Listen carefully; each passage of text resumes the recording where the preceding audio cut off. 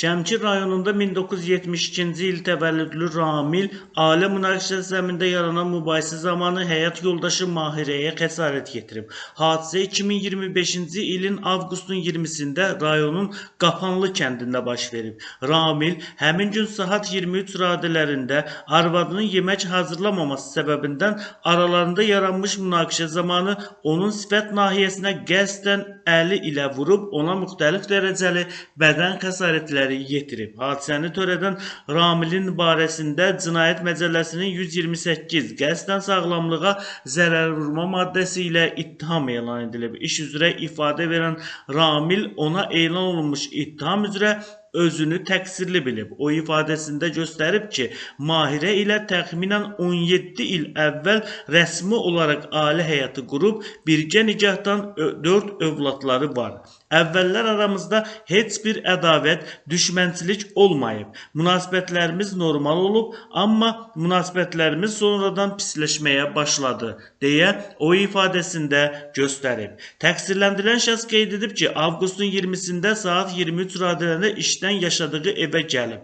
Həmin vaxt işdən ac gəldim. Yeməyin hazır olmadığını gördüm. Mahirədən yemək hazırlamasının səbəbini soruşdum. O isə mənə nalayiq ifadələr işlətdiyi üçün aramızda mübahisə oldu. Mübahisə zamanı əsəbləşərək yumruqla arvadımın sifət nahiyəsinə vurdum. Mahirə isə yaşadığımız evi tərk edərək anasının yaşadığı evə getdi. Əməlimdən peşmanam, zərər çəkmiş şəxslə barışmışıq, deyə o ifadəsinə belə yekun vurub.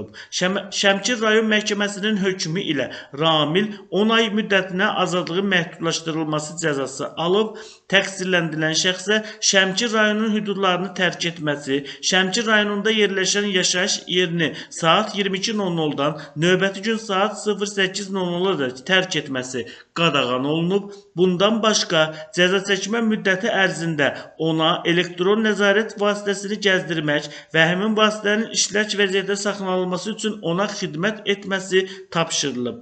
Əlavə olaraq, məhkəmənin müvafiq qərarı olmadan yaşayış yerini dəyişməmək, cəzanın icrasına nəzarət edən orqanı iş yerinin dəyişdirilməsi barədə əvvəlcədən məlumatlandırmaq vəzifəsi qoyulub.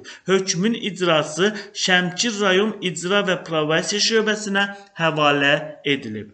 Bundan əlavə, Bakının Pirallahı rayonunda 1982-ci il təvəllüdlü Həsən ailə münaqişəsi zəminində yaranan mübahisə zamanı sevgi münasibətində olduğu Turanəyə xəsarət yetirib. Hadisə cütlüyün birgə yaşadığı evdə baş verib. Həsən qeyri-rəsmi yaşadığı Turanə ilə aralarında yaranmış mübahisə zamanı onun sifət nahiyəsindən yumruqla qəsdən vurub. Hadisəni törədən Həsənin barəsində Cinayət Məcəlləsinin 128 qəsdən sağlamlığa zərər vurma maddəsi ilə ittiham elan edilib. İş üzrə ifadə verən Həsən ona elan olunmuş ittiham üzrə özünü təqsirli bilib.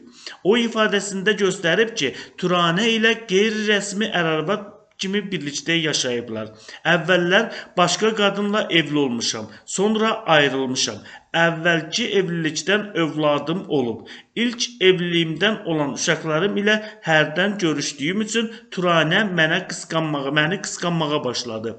Hadisə günü təxminən saat 08:30-da evdə Turanə uşaqla görüşməməyimi mənə irad bildirdi. Bu səbəbdən aramızda sözlü mübahisə başladı. Mübahisə zamanı Turanəni döydüm. O da məni söyməyə başladı. Mən əsəbləşərək yumruqla bir dəfə onun sifət nahiyəsinə vuraraq onu döydüm. Hadisə yerində yalnız ikimiz olmuşuq, deyə təqsirləndirilən şəxs ifadəsində göstərib. Bu cinayət işinə Pirallahı rayon məhkəməsində baxılıb. Məhkəmədə məlum olub ki, təqsirləndirilən şəxs zərər çəkənlə barışıq əldə edib, bu səbəbdən də zərər çəkən ona qarşı şikayətini geri götürüb. Məhkəmənin hökmü ilə təqsirləndirilən şəxsin barəsində olan cinayət təqibinə xitam verilib, o cinayət məsuliyyətindən azad edilib.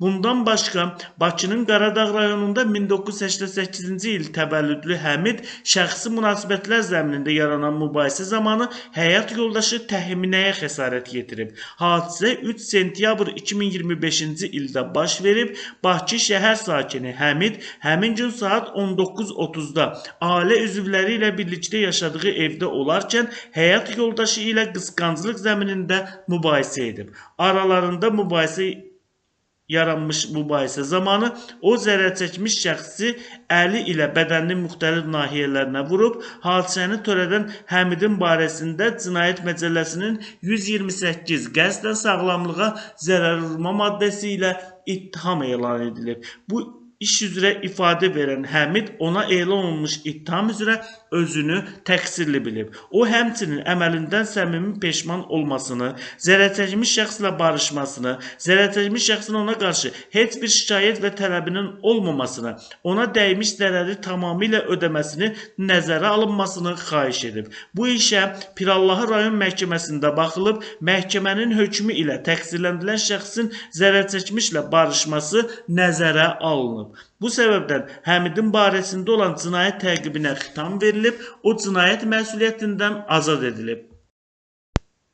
Bundan başqa, Bakının Pirallahı rayonunda 1993-cü il təvəllüdlü Talih, ailə münaqişəsi zəminində yaranan mübahisə zamanı həyat yoldaşı Tamaraya xəsarət yetirib. Hadisə 30 may 2025-ci ildə baş verib. Talih həmin gün saat 23:30-da yaşadıkları mənzilin həyətində həyat yoldaşı Tamara ilə mübahisə edib. Aralarında şəxsi münasibətlər zəminində yaranmış mübahisə zamanı o Tamaranın sifət nahiyəsinə şillə zərbəsi ilə qəsdən vurub.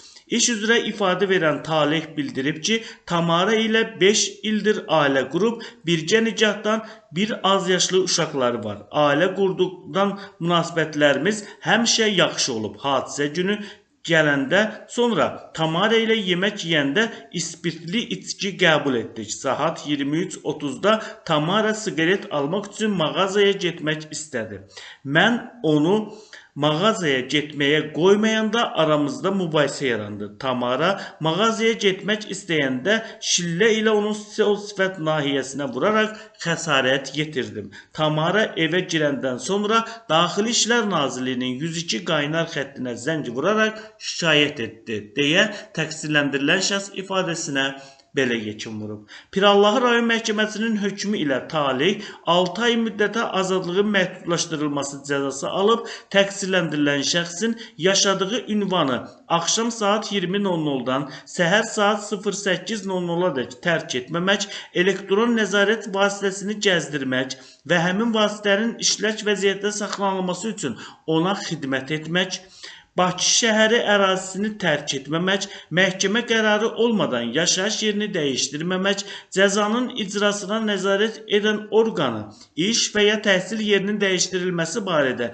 əvvəlcədən məlumatlandırmaq vəzifələrini yerinə yetirməsi tapşırılıb. Hökmün icrasına nəzarət təqsirləndirilən şəxsin yaşayış yeri üzrə Bakı şəhər probasiya idarəsinə həvalə edilib.